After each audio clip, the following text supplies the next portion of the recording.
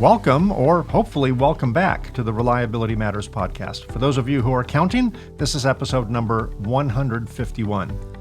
2 episodes ago, on episode number 149, we talked all about automated optical inspection. Today, we're exploring the impact of less automated inspection technology, that being optical microscopes. From commercial Class 1 electronics to high-reliability Class 3 electronics, the intricate electronic devices we rely on daily are assembled with astonishing precision. This precision wouldn't be possible without the aid of advanced optical microscopes. These remarkable instruments allow technicians and engineers to inspect, analyze, and ensure the quality of electronic components, down to the minutest detail. On this episode, we'll uncover how optical microscopes have impacted electronic assembly, enhancing productivity, ensuring reliability, and driving innovation. One of the unique benefits microscopes provide, particularly in hand soldering applications, is the ability to view and solder the assembly under high magnification through the microscope. Obviously, this is not something any AOI system can perform. But microscopes are not limited to soldering applications. One of the most critical applications of optical microscopes in the electronic assembly industry is the inspection of circuit assemblies for quality assurance. Circuit assemblies are the heart of many products, comprising numerous, highly miniaturized components and connections that must be flawlessly integrated. Even the smallest defects, such as a microscopic crack or an improperly soldered joint, can lead to significant malfunctions or failures. Optical microscopes enable detailed inspection of these assemblies, allowing quality control professionals to identify and rectify issues that would otherwise be invisible to the naked eye. By providing high-resolution images and magnification, these microscopes help in detecting defects, ensuring correct alignment and polarity of components, and verifying the integrity of solder joints. This meticulous inspection process is crucial for maintaining the reliability and performance of electronic devices, ultimately ensuring customer satisfaction and, in many cases, safety. We'll hear from 2 industry experts who will share insights on the latest technological advancements and how these tools are indispensable in maintaining the high standards of modern electronics. Neely Walp is marketing manager at Vision Engineering, a manufacturer of microscopes designed for various industries, including the electronic assembly industry, where she has worked for over 8 years. Neely earned a bachelor's in communications from Boston University. Richard Nagel is vice president of sales and marketing at Vision Engineering, where he's worked there for over 21 years. Richard and Neely will share insights on the latest technological advancements and how these tools are indispensable in maintaining the high standards of modern electronics. And we'll cover all that when I return in just a moment. Welcome to Reliability Matters, a podcast for the electronic assembly industry. Each episode covers topics related to reliability, best practices, and environmentally responsible assembly techniques, with insights from experts across the electronic assembly industry. Now, here's your host, Mike Conrad. Neely, Richard, thanks for being my guests today. Thank you for having us, Mike. Well, I'm glad you're here. We've covered many topics on this show, including inspection, but for some reason, we've just flown over microscopes, and we've talked about automated optical inspection, SPI, X-ray, all sorts of things. But for whatever reason, we've missed a really important topic, and even companies with very expensive AOI, SPI, X-ray type of equipment still have microscopes. Lots of them all over the assembly areas and inspection areas. So I want to talk about that. But before we do, give me some background on Vision Engineering. You both are from Vision Engineering. Vision Engineering obviously manufactures microscopes for various industries. Tell me a little bit about the history of Vision Engineering, where you are in the world in terms of the markets that you serve, and loosely speaking, the types of products that you offer. Sure. So Vision Engineering was founded in 1958 by Rob Freeman. Rob started as a racing mechanic for the Jaguar racing team in the UK, where he developed a Boroscope for inspecting internal race engine parts without the need for disassembly. Vision engineering started as a specialist contractor for large British companies like Rolls-Royce, and this really served as a means for Rob to develop his interest in optics as it applies to the manufacturing industry. In 1994, Vision made its mark in the electronics world, in the microscopy world, by the introduction of Mantis. And Mantis is the world's first eyepieceless microscope. It soon became the benchmark for ergonomic stereo magnification. And then over the years, Vision engineering, we've developed optical and digital inspection systems with patented technologies. And we now have a range of measurement systems as well. And they're all designed to improve quality for companies with the heart of ergonomics behind each system. Our systems are used globally in electronics, medical device, automotive, aerospace, and pretty much any application where a microscope would be needed. Yeah, I can imagine that's a lot of different industries. You guys have to go to a lot of trade shows and write a lot of technical articles for a number of different journals, all of which the content is probably similar. The context of that content varies from industry to industry, right? Yes. But still, it's just the application, really. Yes, yeah. Exactly. I mean, you make small things big, right? So going back to Rob Freeman, he's holding the Boroscope. So a Boroscope is a optical device that can go down a hole, basically, or penetrate, right? It's got a flexible connector and either a camera at the end with a connector or some kind of reflectors and things like that. And did he invent the Boroscope, or did he come up with one that was specifically for automotive? No, I don't believe Rob was the inventor of Boroscopes, but he came up with something that was specific for the application at the time. Right. Rob being the sort of person he was, the idea of having to strip down a racing car engine just to have a look at, see what wear and tear had taken place, didn't make much sense. So hence he came up with this idea. And I believe he actually made the first one with a pair of binoculars that he had found and bought at a pharmacy. That was Rob. Whatever was available, he'd make something work. We would equate him to maybe an early MacGyver, right? He was able to. Right. When I first started my company 32 years ago, it was a startup out of a garage, so we didn't have big budgets and we didn't have lots of resources. So I basically walked the aisles of Home Depot and went through the Grainger catalog, and I figured, okay, we're going to design a product where every part I can buy, I can get at either Home Depot or Grainger, right? And it wasn't like what would be the best part for the application. It was more like what would be the best part that I have access to.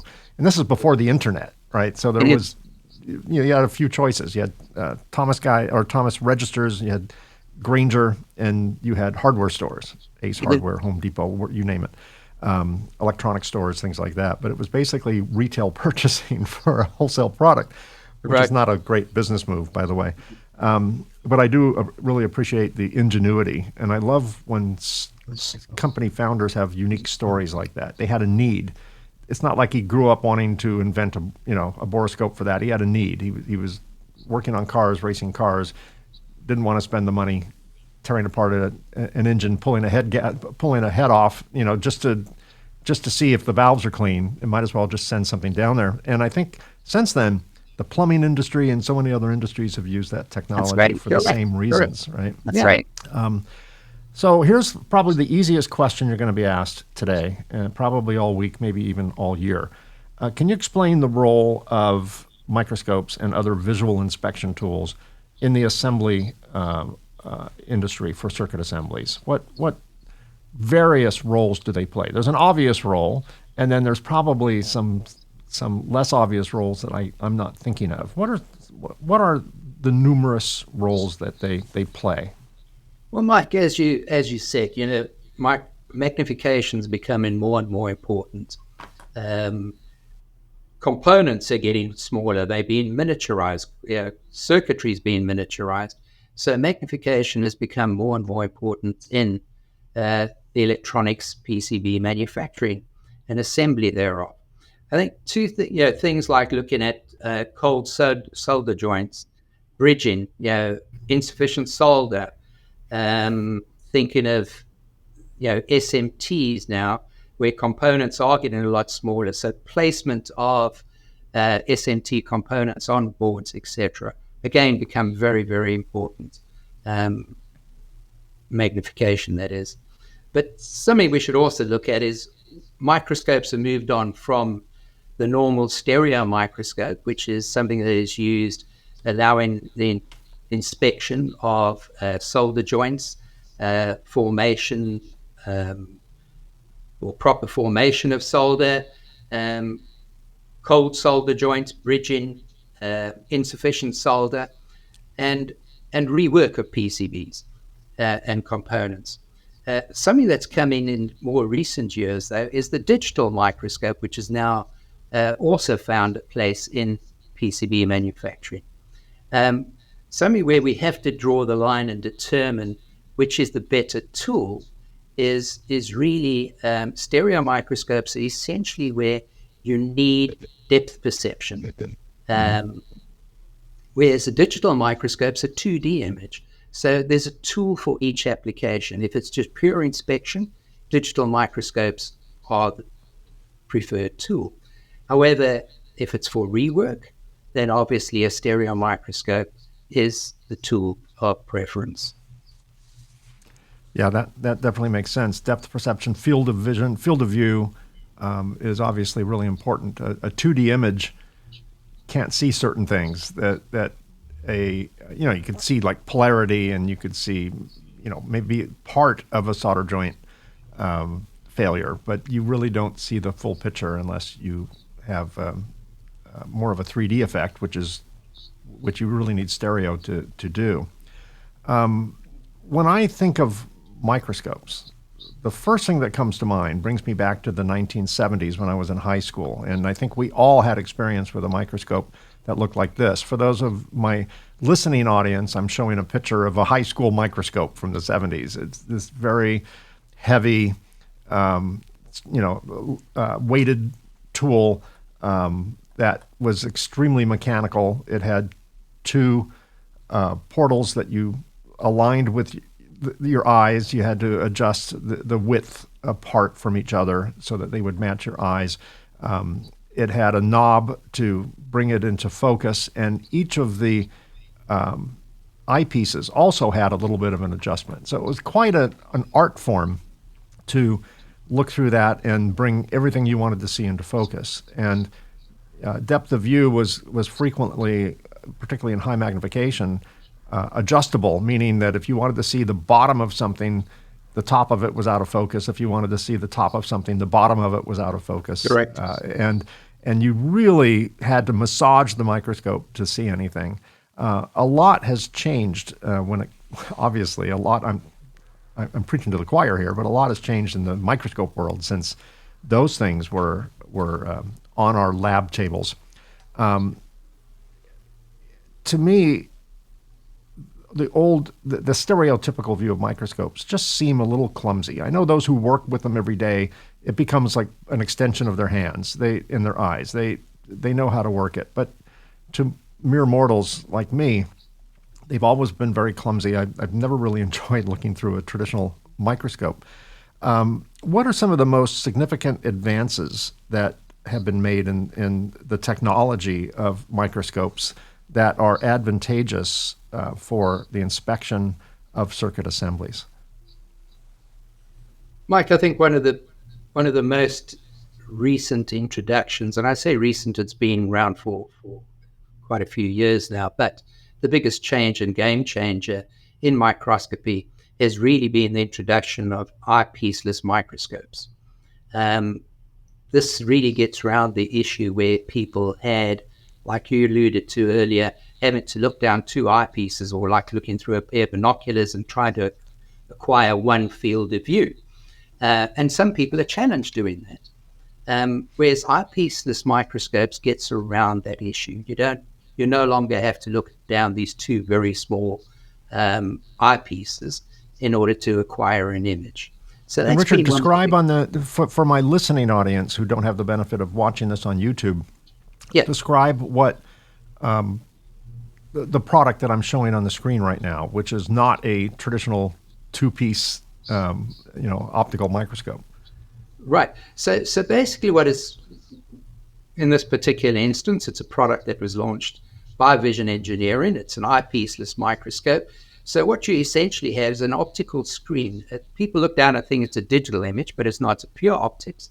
So you have like a normal microscope, you'll have lenses at the bottom of the microscope, which you can then choose the magnification required. And the image is then projected up optically onto the screen, and it's extended out. So when I say screen, it appears to be a screen, but it's not.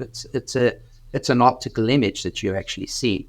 But it's also extended beyond where a normal microscope has a fixed exit pupil distance, which is normally very, very close to the eyepiece lens. This extends out a lot further. By extending that out, it means the operator can sit in a very neutral position where they're back straight and not having to lean forward and look through eyepieces. So essentially, without having an image in front of you, if you could think of a small screen that you're looking at, that's part of a microscope, but all built into the instrument as such. I think that's the easiest way to try and explain it without for my seeing. geeky audience like me, those of us that grew up with Star Trek have a vivid memory of Spock looking into something on the bridge. He put his face into something that looks remarkably like that, where it was some kind of sensor or some kind of monitor, and he would look into it. That's what this reminds me of. It's easy to look at. It's from what you mentioned, I hadn't really thought of that. Has a lot more ergonomic sense to it, because I just can't imagine leaning over a traditional microscope for 8 hours a day. There's no way to make a traditional microscope like perfectly ergonomic, because you have to kind of be over something looking down at it, and it's hard to kind of protect your back and other things with that.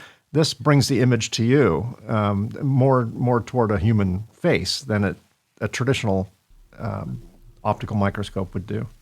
Sure, whereas a traditional microscope, the spine's curved, so there's a lot of stress that's put on the neck, the back.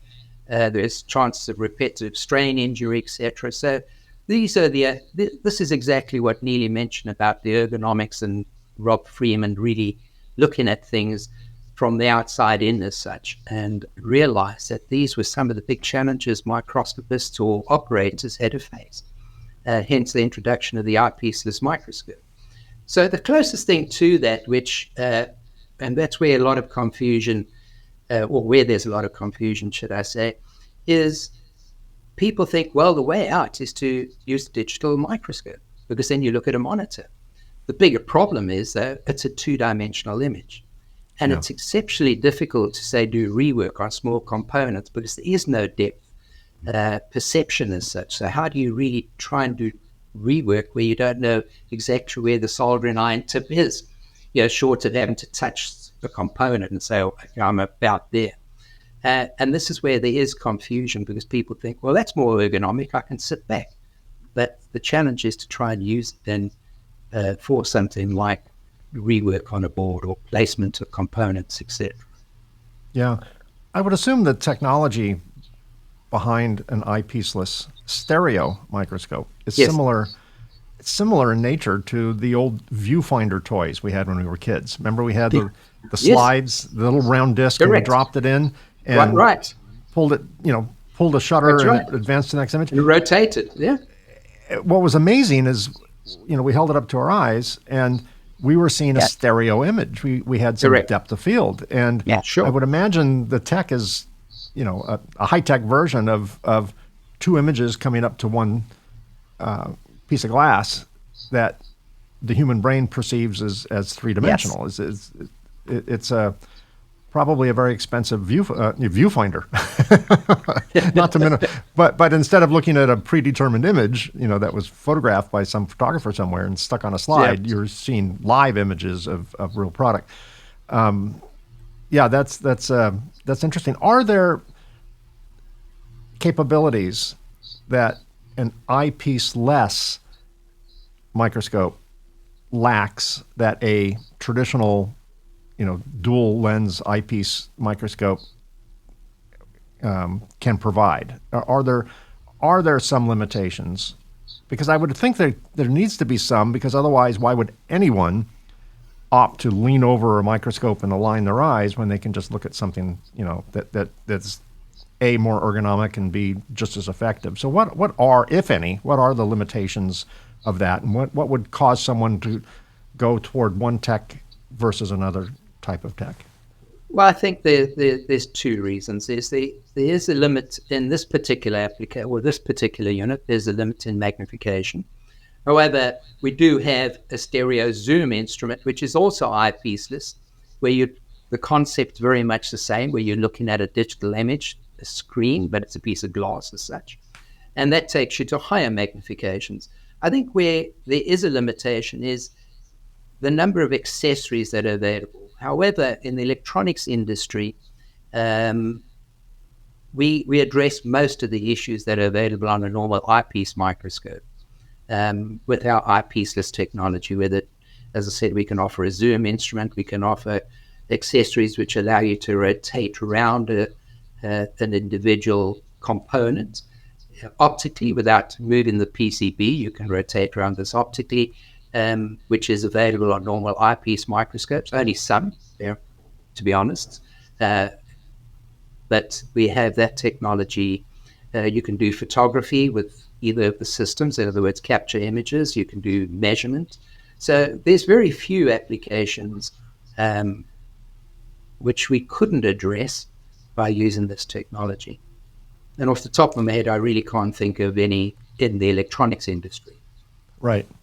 But the main limitation is the extent of magnification. I mean, you're not going to compete with an electron microscope, Exactly. obviously. No optical one would, but traditional microscopes have potentially a greater magnification level than an eyepiece-less microscope would in general.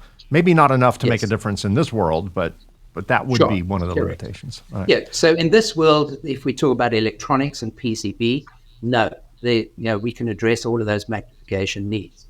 But if you start going to a higher magnification, say wafer fab, etc., yes, then the magnifications required are far larger. Sure. So Neely, what are the different? Educate me, because I'm clueless when it comes to microscopes, or at least the detail of microscopes. What are the different types of microscopes? We talk about eyepiece microscopes and eyepiece-less microscopes, but within those two worlds, what are the different? How do you categorize microscopes, and are there different types of microscopes for different types of applications? That is a really great question, and I think Richard would be better suited to answer this particular question. I could give you the names of the microscopes. There's inverted microscopes, there's compound microscopes, there's Ergonomic microscopes, but how each one is different, I think Richard has much more experience. That's a great job of catching the ball and throwing it out to left field. Richard, catch the ball. Right. So the main microscopes, really, if you look at light microscopes, if we exclude all of the likes of electron microscopes, and even in electron microscopes, there's transmission electron microscopes and scanning electron microscopes. But if you look at the optical microscopes, there are stereo microscopes. Then there's upright compound microscopes, which is a traditional microscope that you might say you'd find in a laboratory looking at thin sections of anatomy, smears, etc. Then you get inverted microscopes. The big thing right now in inverted microscopes is cell culture, which is used artificial insemination. Inverted microscopes are used for, and then of course, as I said, you've got different types of illumination that is utilized on microscopes. But again, out of our world of electronics, really in the biological sciences, whether it be microscopes with different types of illumination techniques, Minkowski interference, fluorescence, for instance, which is really not in the realms of the electronics industry. Right. I would imagine with electronics, it's just more about clarity and magnification and ergonomics. I would think. I mean, hopefully, we're not doing any artificial insemination within the electronic assembly industry, and What much? Yeah. at least not intentionally. And so the need for inverted microscopes is probably not at all well existent in our world. Sure. So what are the ranges of within the electronic assembly industry? What are the choices a customer has to make? Do they choose max magnification? Do they choose depth of field? Do they choose, lighting? What would drive someone toward?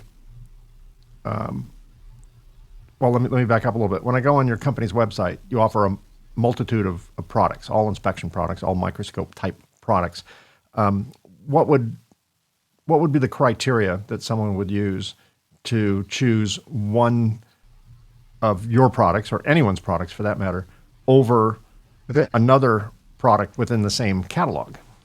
Sure. So I think the important things to really, the user has to really ask himself is, first of all, the magnification range. I mean, that is one of the biggest deciding factors, is what magnification do I really require for my application?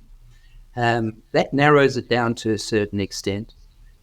Do I just need a fixed magnification, or do I need zoom, depending on, again, the application? Do they go from very small components to larger components?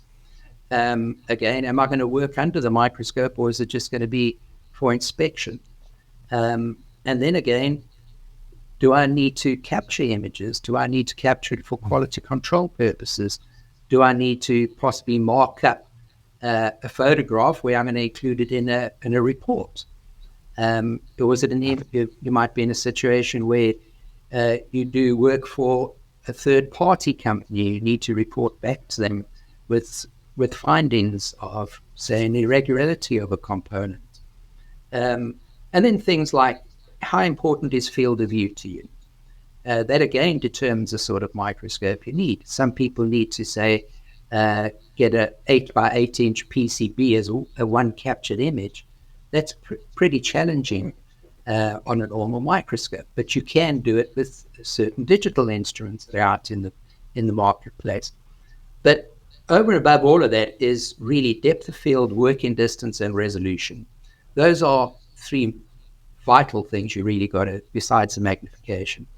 Is, you can have the greatest magnification in the world, but if it's unable to resolve the subject, it's pointless having. It's what we term as a vacant magnification. In other words, you don't see any detail. And contrast's obviously very important as well. And we've talked a lot on the show about AOI, as I alluded to earlier. Mm-hmm. And clearly you can't solder a connector onto a board using an AOI machine as the basis for your image. I mean, they take pictures, right? They take momentary pictures very quickly. And with AI and all the algorithms, they can spot defects, better than anything in terms of speed and accuracy. But there's certain things that microscopes can do, even in an inspection context, where AOI is all for inspection. Microscopes are also for inspection, using humans to discern what the image they see on the screen is telling them. But are there things that microscopes, from an inspection standpoint, with an operator, can just do better than a traditional AOI technology? Maybe AOI has gotten so good, there's nothing that microscopes and a good, well-trained operator can do better. But I would assume there probably still is. Humans are, filled with intuition and gut and experience, and Sure. AI is always catching up to that. But is there something that just, at the end of the day, you just can't beat a good old-fashioned microscope and a well-trained human? Of course. I mean, there will be applications where humans need to do the inspection. For example, prototyping. Designers will come up with something, but maybe a program hasn't been written for AI, so they will need to resort to microscopes and the inspection tools that they have on hand, and their experience, and their gut, and just being human for that. But even in an AI world, you will still require human interaction, because there should be spot checks of what's going on. You can't solely rely on an algorithm or a robot or computer program to do the job. Humans, I hope they haven't written us off just yet, but we still need to be able to spot check to make sure that products are being inspected as per the procedures in place, and that there's continuity and consistency in the line. Yeah, I would think rework and repair also falls into that category, because you can't Exactly. program an AOI machine to inspect rework, particularly before and after, because who's going to write an Exactly. algorithm for every possible combination of rework, right? Exactly. Yep. That goes without saying. Yes. Yeah. Yeah. And then I guess one of the other advantages is price. I would imagine the most expensive microscope you sell is sales tax on an AOI machine, right? It's Possibly. But as we keep going back, there's nothing better than the human brain right now, as far as spotting faults, identifying the faults, better said. And as you correctly pointed out, to find that fault and then actually do the rework, AI hasn't got there yet. And I think it's a long way off. Sure. And, AOI only knows what humans know. It Correct. basically They get scours taught, exactly. the annals of publications written by humans. And it will learn always just slightly. It will always, by nature, be slightly behind. Now, there's generative AI, which AI learns from AI, which gets a little scary to think about. But then again, humans learn from humans too. So we're Correct. somewhat generative as well. What are some of the common challenges faced during the visual inspection of circuit assemblies? What are common challenges, and how can those challenges be overcome? I think some of the most common challenges with microscopes have really been magnification and depth of field, because the two really work hand in hand, because the higher the magnification goes, the less the depth of field. And unfortunately, a lot of operators feel bigger's better, but in some instances that isn't the case. So I think meeting that happy medium of magnification versus depth of field and field of view, of course, are some of the larger challenges that are faced in microscopy. So in your world, you guys... I would also add sorry, Neely. light. I would also add illumination to that.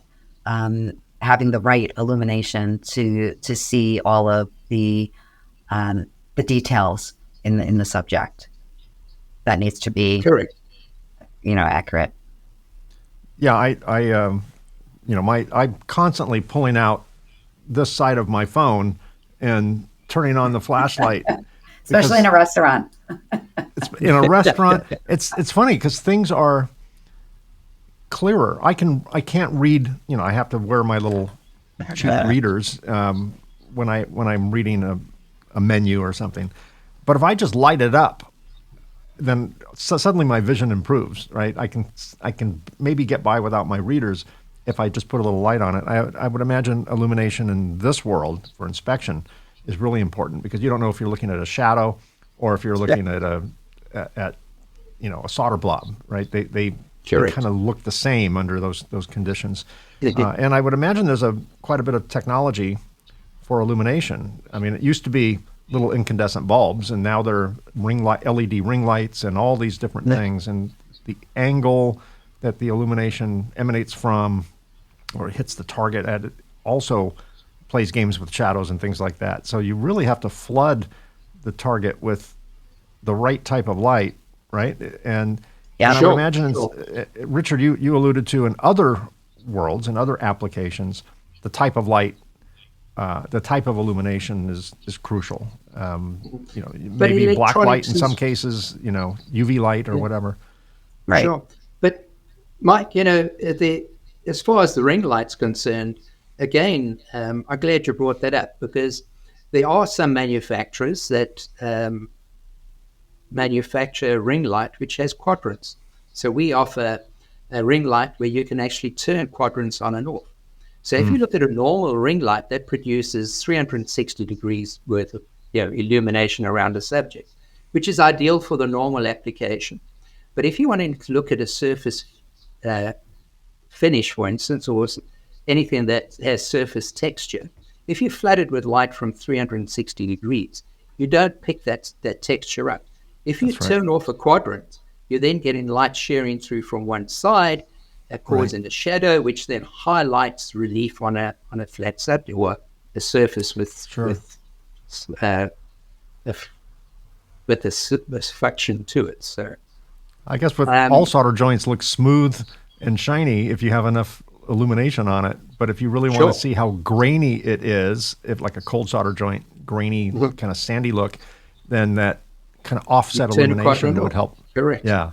Correct. No, So you that can makes a lot of switch sense. through that through 360 degrees, as I said, turning one quadrant off and the other. So that is an area. And of course, if we have a look at things like UV illumination, which is used in some areas in the electronics industry, we have conformal coating. If you want to see if conformal coating is there, UV illumination is an accessory which is available on our microscopes as such. Excellent. One of the most, I love to talk about negative reinforcement mistakes because everyone identifies with that. What are the most common mistakes made when selecting a microscope? I'm sure people come to your company all the time and say, I want this. And maybe this is not the best choice for them based upon what they think they're going to be using it for.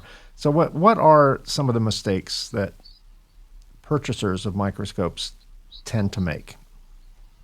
Well, I think one of the biggest in the electronics industry, at least, one of the biggest mistakes is they choose a microscope which, first of all, doesn't have sufficient working distance, which is always an issue. As you know, specifically if you've got to get a soldering iron or tweezers or something underneath the microscope, that is always a challenge.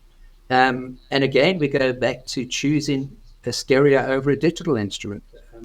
That can be a very costly mistake. If you invest the money in a digital microscope and then find you can't really use it for rework, or it's very difficult to use for rework. I would say those are two of the areas. And again, as we alluded to, illumination, of course, is also something important. Whether if they choose a ring light over a quadrant ring light, which the application might require, surface features might be important to them. I think that's the other area. And also looking at a microscope that is not modular, because you could start off with a standard microscope, whether it be eyepieceless or have eyepieces, whatever the case is. And if it's not a modular system and suddenly you realize that you want to add a camera to it, or you want to add an illumination, which allows you to rotate around components, for instance, without having to move the PCB around. It's far too late to then have to do that. So I think modular microscopes are always the way to go, because it just leaves that door open for the operator or for the application as things progress. Being able to increase magnification is also quite important in some instances. So as we all know, component sizes are getting smaller and smaller. So if you buy a microscope and then 5 years down the road, if you can buy another lens for it and increase the magnification, it saves the investment of a whole new microscope. So I think there's a couple of the areas, as I said. Most critical is working distance and using the right tool for the job as far as stereo versus digital, and modular. I'd say if you looked at those three those would really help you moving forward. But those are the more common mistakes when people buy digital over stereo or insufficient working distance. Again, I repeat that because we see it time and time again. I think some of the answers that you just provided can be carried forward to the next question, but I'll ask the question anyway because there might be some unique answers there. If I'm looking for a microscope, what questions would you ask me to ensure that you can direct me to the proper piece of equipment? Not what questions am I not asking you, but what do you what's the go-to? Say I'm a contract manufacturer in the electronic assembly space. I need 12 microscopes. Go. Right. So one of my first questions to you would be, is it for inspection or rework? Mm-hmm. Because that'll help. That helps with the working distance, right? That also helps earlier. with whether it's going to be an optical or a digital system. Okay. What's better for what specifically between digital and optical relates to rework or inspection? Well, So- if it's for rework, you'd be then looking at an optical stereo microscope as opposed to digital. With the stereo microscope, you can you have that depth perception. You're seeing it in stereo, so therefore you will be able to rework as if you're naturally seeing it. Whereas with a digital microscope, as was mentioned earlier, it is a 2D flat image, so you don't have that depth perception. So the first question would be, are you planning to just do purely inspection, just looking? And the second, or would you want to be doing reworking? So looking and touching. Yeah. Kick That the didn't come tires, out so to right. speak. Next question. Looking and manipulating. Yeah. Yeah. No, I got you. Yeah. It all makes sense. I'm I a think big the next believer in question- hands-on. I'm very tactile, so I need Yeah. to actually see something then and you want to feel see it in stereo. yeah, absolutely. Right. Yes. Nothing better than seeing in stereo, right?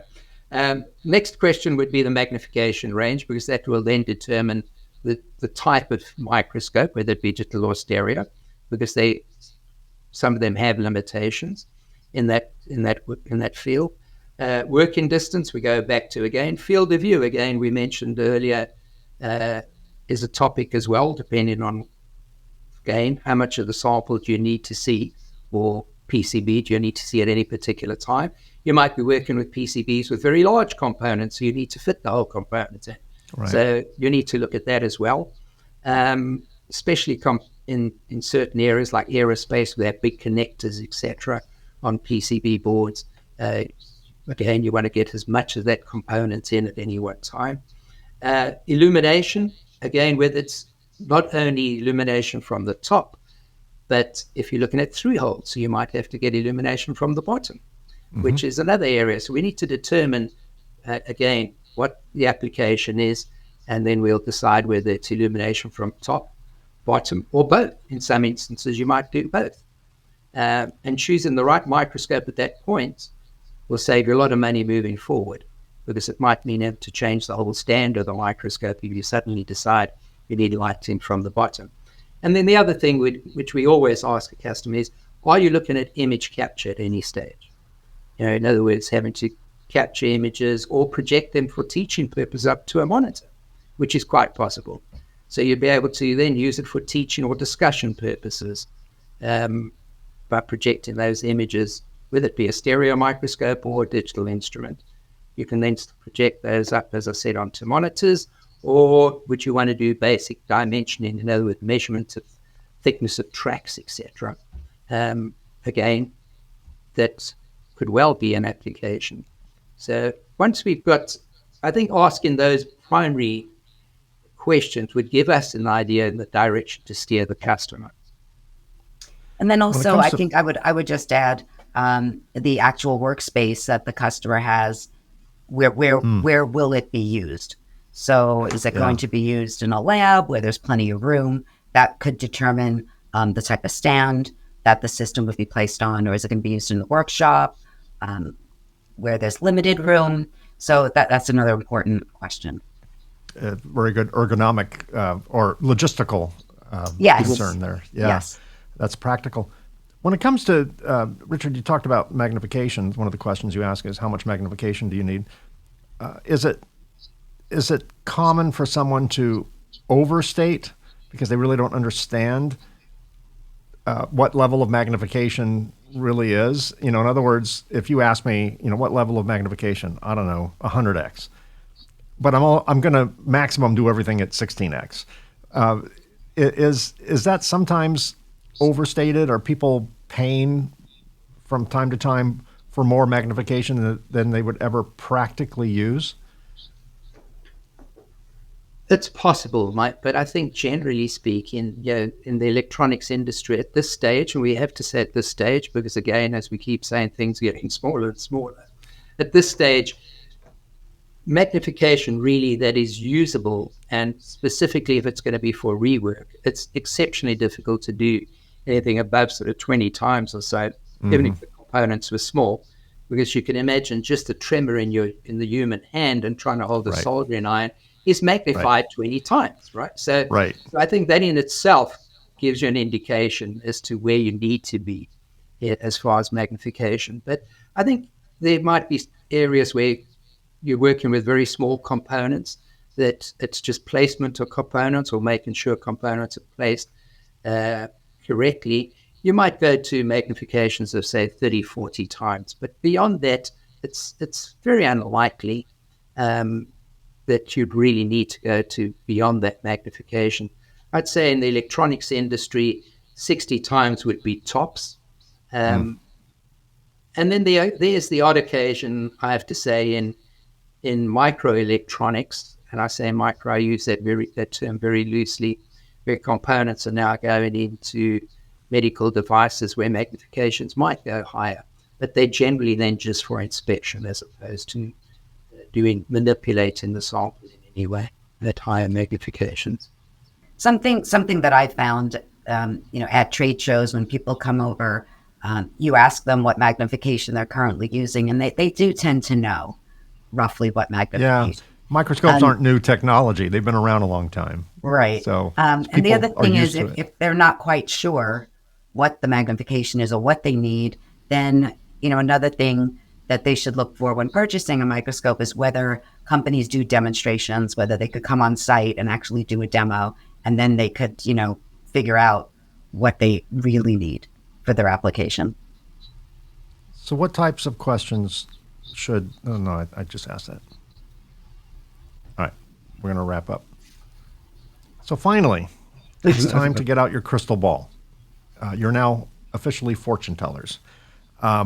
What trends do you foresee in the future of microscopes and visual inspection tools for circuit assemblies, since that's the world we live in?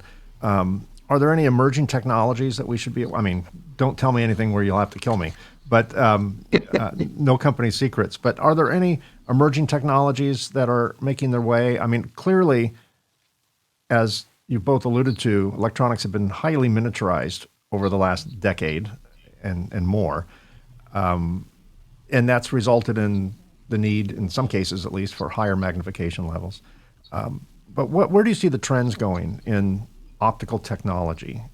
Your company clearly advanced that technology with the eyepiece-less systems that you have.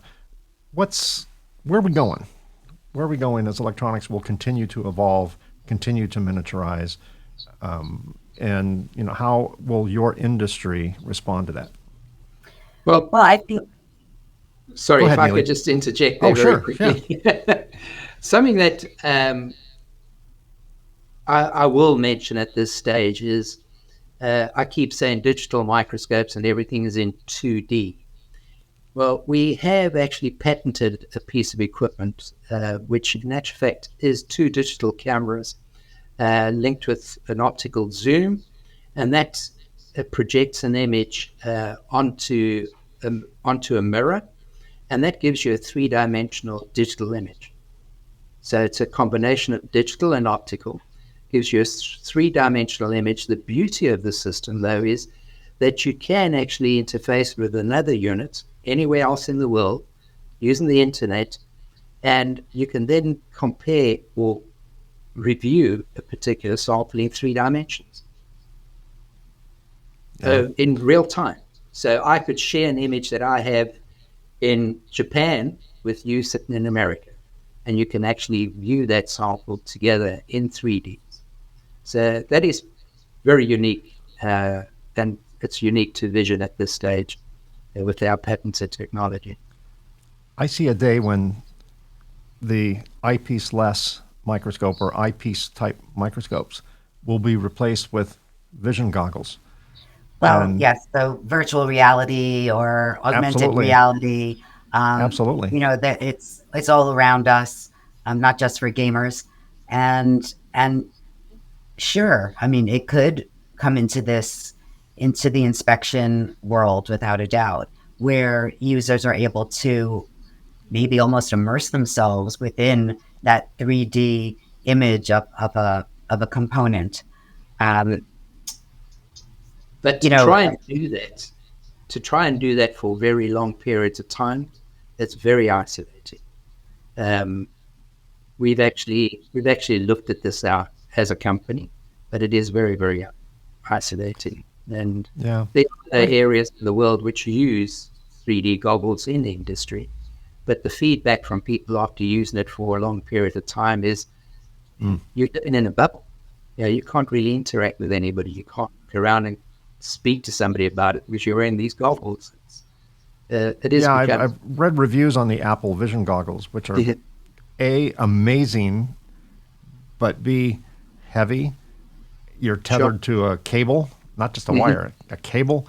And yeah, that poses safety. If you see YouTube videos all the time of people in VR games driving vehicles, walking into walls, right? Because they're playing this immersive video game and they're not aware of their surroundings. And but I do see a time when, and this would be no threat to the microscope manufacturers of the world, because you still have to make the optics, you still have to be able to capture an image and generate an image. Where you're broadcasting it to, whether it's through an eyepiece or a eyepiece-less optical screen or a digital screen, is that's besides the point almost. But still, the quality of the image and the manipulation of the image and the illumination of the image is still all well within the microscope manufacturer's set of responsibility. That's not going to go away. Just how it's delivered to the operator will be an interesting road. We'll see. Yes. How far that goes, and whether the young generation will demand it. You and I will wear these things for 10 minutes, and I'm a techie kind of guy. I'm like a early adopter, and I'm an Apple fan, and every part of me wanted to buy those $4,000 goggles. I didn't, because I'm married and I'd like to stay that way. But I would have been, if I was in a different life, I would have been lining up at the store waiting to buy them. And I probably would have used them for a few days, and they would probably be a $4,000 paperweight on my bookshelf, right? Because it would get old after a while. Yeah. But I do see younger generations who are growing up with that tech, almost demanding something like that. Where else are we going with the future of optical inspection? Well, the two other areas that I see where there could be growth in the future is, continuing to improve the ergonomics of systems. And, it could be that maybe in the future a microscope is developed where it's able to sense the operator's position and actually manipulate the microscope around the operator so the operator is more comfortable. And another, sustainability, that's going to be big. And, it is big, it's growing. And perhaps, thinking about what are the microscopes being made out of, and how that is affecting the environment, maybe. So a lot of companies particularly larger companies, have pretty strong ESG programs in place, and they're desperate to check something off a list, Right. And, right. And to some people that might seem silly, but to others, it's important for a big company, to Right. get the credits, to get whatever they're looking for, whether they're really trying to make a green world or they're trying to just check boxes. Either way, it's an important factor. We'd Sure. be foolish to And ignore a that. trend that is growing. Yeah. Interesting.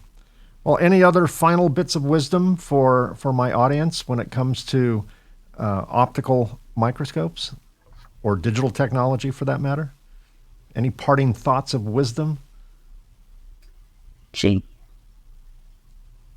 I think we've wisdomed you out.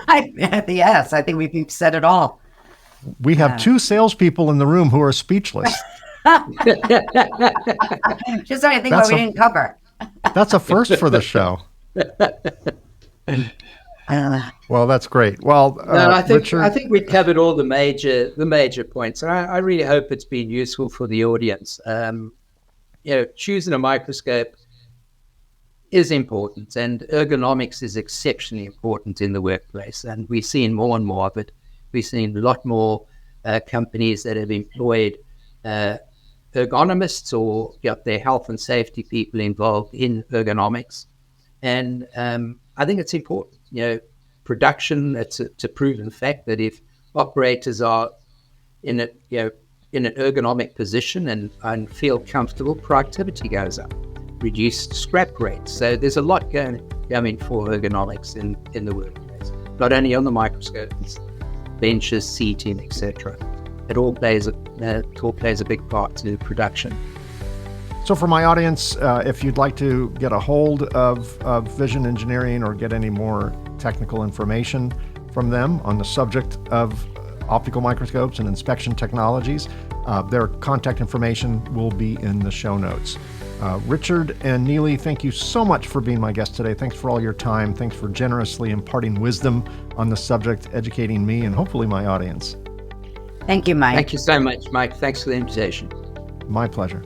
Well, that's another episode. Thanks for listening to or watching the Reliability Matters podcast. Don't miss an episode. Subscribe to Reliability Matters on your favorite podcast app. If you're watching this podcast on the Reliability Matters YouTube channel, be sure to click the like, subscribe, and bell icons to be notified when new episodes are released. We release new episodes on the second and fourth Tuesday of every month.